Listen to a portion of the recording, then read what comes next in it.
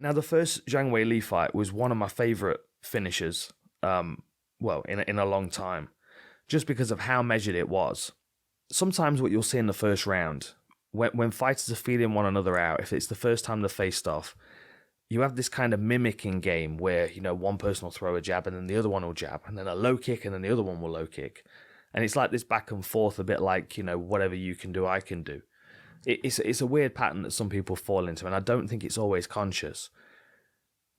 It was for Rose in this fight, and I don't think it was for Zhang Weili. So Weili starts off by throwing a few inside low kicks, and the footwork's important. So back foot moves up to the front foot and skips through. The next one's a bit better. 1 second. Here we go. So we're watching back foot is going to move up to support so she can lift this foot off the floor and kick to the inside leg. That's her target. It's a nice simple footwork. It's very fast. It's not hugely impactful for the kick, but on the outside leg, you need like the shin bone cutting across it. On the bottom leg here on the calf, you need hard contact, but it doesn't need to be, it doesn't need to be particularly powerful. It just needs to hit on the right spot. On the inside leg, if you kick it with the inside with the instep of your foot a couple of times, it really starts to sting, and it almost feels like the inside of the knees swelling up and burning, and then it starts to affect your footwork. It's a different feeling to the other two outside leg kicks, but it's a very effective one. Anyway, what you're going to see here is Zhang Weili's going to skip up her rear leg. There it is.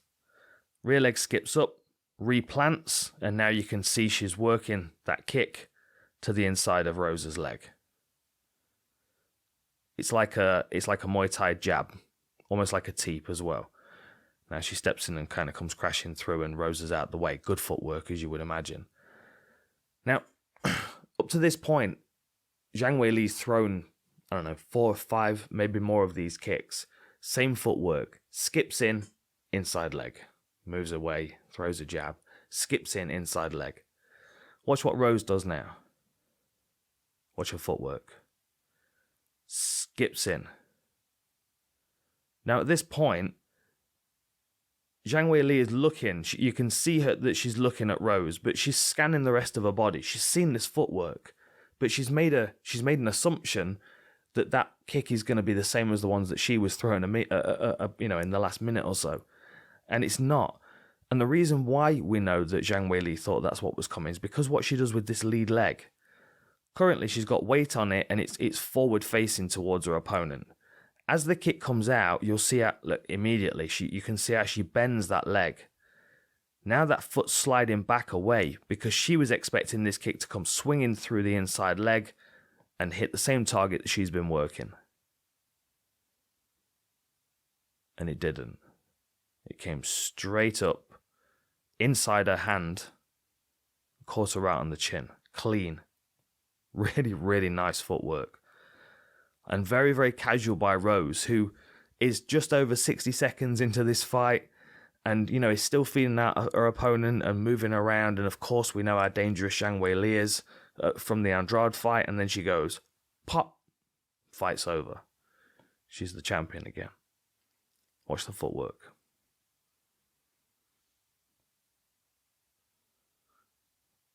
That is an inside low kick until it's there. Then you know it's going higher.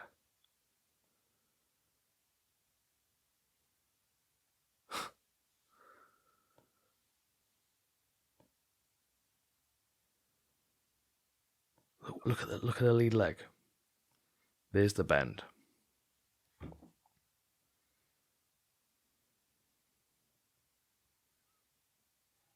Now it's there. You can see her intention was to get away from that inside low kick. But unfortunately it wasn't going that way. and that was a very calculated high kick from Rose.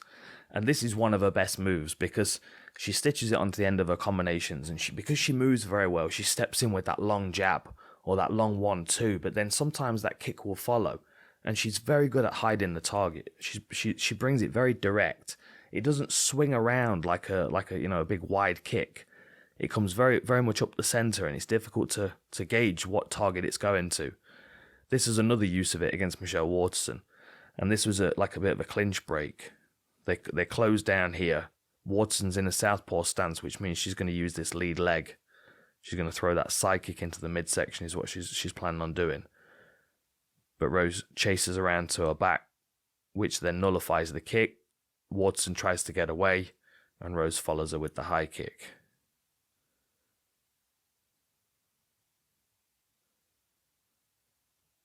Beautiful. And then moments later, there it is again. And then moments later, she's on her back, climbing up and finishing with a rear naked choke. And this could be something else that could be very useful for her.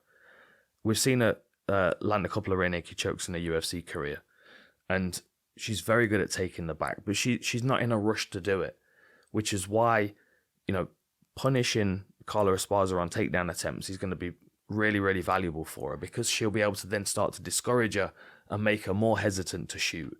Maybe even hit her with a couple of shots and hurt her, then force her to shoot so she can scramble and take her back.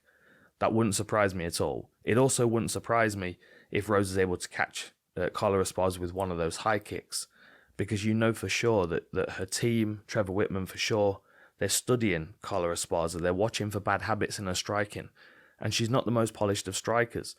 Clearly she wants to wrestle, she wants to take the fight to the floor, and she wants to pin Rose in a position where she can hit her without defense. If she's able to do that and land some elbows, then she might be able to take the belt off Rose. She might be able to get a TKO finish. But in the process of a closing distance, and once it hits the floor, she's got to be very cautious, because Rose has got finishing capability at both ends. And for me, she's a more dynamic finisher than Carla Esparza, which gives her options throughout the 5 rounds. But Carla, she's got to kind of pace herself for 5 rounds, and then if she gets a finish, it's a bonus.